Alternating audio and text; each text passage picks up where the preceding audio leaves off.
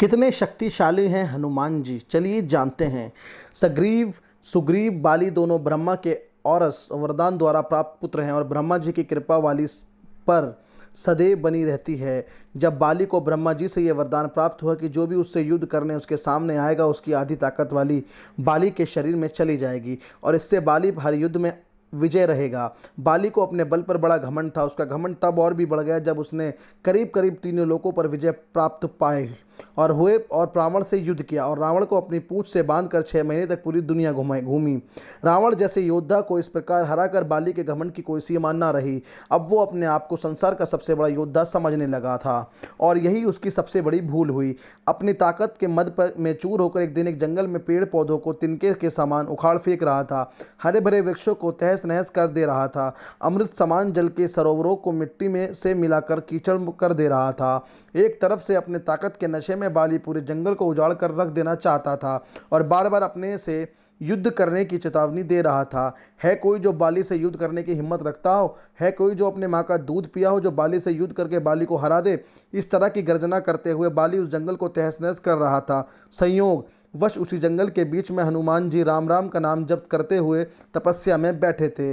बाली की हरकत से हनुमान जी को राम नाम का जप करने में विघ्न लगा और हनुमान जी बाली के सामने जाकर बोले, हे वीरों के वीर, हे ब्रह्मा अंश, हे राजकुमार बाली।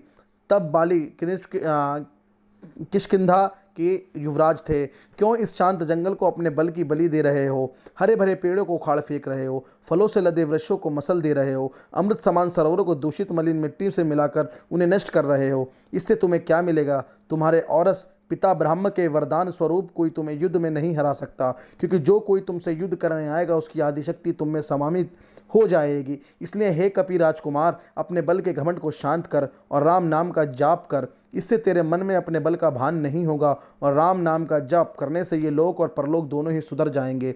इतना सुनते ही बाली अपने बल के मदचूर हनुमान जी से बोला, ए तुच्छ वानर, तू हमें शिक्षा दे रहा है? राजकुमार बाली को, जिसने विश्व के सभी योद्धाओं को धूल चटाई है और जिसके एक हुंकार से बड़े से बड़ा पर्वत भी खंड खंड हो जाता है, जा तुच्छ वानर जा और तू ही भक्ति कर अपने राम की। और जिस राम की तू बात कर रहा है वो है कौन? केवल तू ही जानता है राम के बारे में। मैंने आज तक किसी के मुंह ये नाम नहीं सुना और तू मुझे राम नाम जपने की शिक्षा दे रहा है। हनुमान जी ने कहा, प्रभु श्री राम तीनों लोकों के स्वामी हैं, उनकी महिमा अपरंपार है। ये वो सागर है जिसकी एक बूंद भी जिसे मिले वो भव सागर को पार कर जाए। बाली बोला, इतना ही महान है राम तो बुला जरा मैं भी तो देखूं कितना बल है उसकी भुजाओं में। बाली को भगवान राम के विरुद्ध ऐसे कटु वचन हनुमान जी को क्रोध दिलाने के लिए पर्याप्त थे। हनुमान जी ने ए बल के मद में चूर बाली, तू क्या प्रभु राम को युद्ध में हराएगा? पहले उनके इस तुच्छ सेवक को युद्ध में हरा कर दिखा। बाली बोला, तब ठीक है, कल के कल नगर के बीचों बीच तेरा और मेरा युद्ध होगा। हनुमान जी ने बाली की बात मान ली। बाली ने नगर में जाकर घोषणा करवा दिया कि कल नगर के बीच हनुमान और बाली का युद्ध होगा। अगले दिन तय समय पर जब हनुमान जी बाली से युद्ध करने अपने घर से निकलने वाले थे, तभी उनके सामने ब्रह्मा जी प्रकट हुए। हनुमान जी ने ब्रह्मा को प्रणाम किया और बोले, हे जगत पिता, आज मुझ जैसे वानर के घर आपका पधारने का कारण अवश्य ही कुछ विषय होगा। ब्रह्मा जी बोले, हे अंजनी सूत्र, हे शिवांश, हे पवन पुत्र, हे राम भक्त हनुमान, मेरे पुत्र बाली को उसकी उदंडता के लिए क्षमा कर दो और युद्ध के लिए ना जाओ। हनुमान जी ने, हे प्रभु, बाली ने मेरे बारे में कहा होता तो मैं उसे क्षमा कर देता, परंतु उसने मेरे आराध्य श्री राम के बारे में कहा है जिसे मैं सहन नहीं कर सकता। बाली ने मुझे युद्ध के लिए चुनौती दी है जिसे मुझे स्वीकार करना ही होगा, अन्यथा सारी विश्व में ये बात कही जाएगी कि हनुमान कायर है, जो ललकारने पर युद्ध करने इसलिए नहीं जाता है क्योंकि एक बलवान योद्धा उसे ललकार रहा है। तब कुछ सोचकर ब्रह्मा जी ने कहा, ठीक है हनुमान जी, पर आप अपने साथ अपनी समस्त शक्तियों को साथ न लेकर जाएं, केवल 10वां भाग का बल लेकर जाएं। बाकी बल को योग द्वारा अपने आराध्य के चरणों में रख दें तथा युद्ध से आने के उपरांत फिर से उन्हें ग्रहण कर लें। हनुमान जी ने ब्रह्मा जी का मान रखते हुए वैसे ही किया और बाली से युद्ध करने घर से निकल गए। बाली नगर के बीच में एक जगह को अखाड़े में बदल दिया था और हनुमान जी से युद्ध करने को व्याकुल होकर बार बार हनुमान जी को ललकार रहा था। पूरा नगर इस अद्भुत और 2 महायोद्धाओं के युद्ध को देखने के लिए जमा था। हनुमान जी जैसे ही युद्ध स्थल पर पहुंचे, बाली ने हनुमान को अखाड़े में आने के लिए ललकारा। ललकार सुनकर जैसे हनुमान जी ने एक पांव अखाड़े में रखा, उनकी आदि शक्ति बाली में चली गई। बाली में जैसे ही हनुमान जी की आदि शक्ति समाई, बाली के शरीर में बदलाव आने लगे। उसके शरीर में ताकत का सैलाब आ गया। बाली का शरीर बल के प्रभाव में फूलने लगा। उसका शरीर फटकर खून निकलने लगा। बाली को कुछ समझ नहीं आ रहा था। तभी ब्रह्मा जी बाली के पास प्रकट हुए और बाली को कहा, पुत्र, जितना जल्दी हो सके यहाँ से दूर, अति दूर चले जाओ। बाली को इस समय कुछ समझ नहीं आ रहा। उसने ब्रह्मा जी की बात को सुना और सर पर दौड़ लगा दी। 100 मील से ज़्यादा दौड़ने के बाद बाली थक कर गिर गया। कुछ देर बाद जब होश आया तो अपने सामने ब्रह्मा जी को देख कर बोला, ये सब क्या है? हनुमान से युद्ध करने से पहले मेरा शरीर का फटने की हद तक फूलना, फिर आपका वहाँ अचानक आना और ये कहना कि वहाँ से जितना दूर हो सके चले जाओ। मुझे कुछ समझ नहीं आया।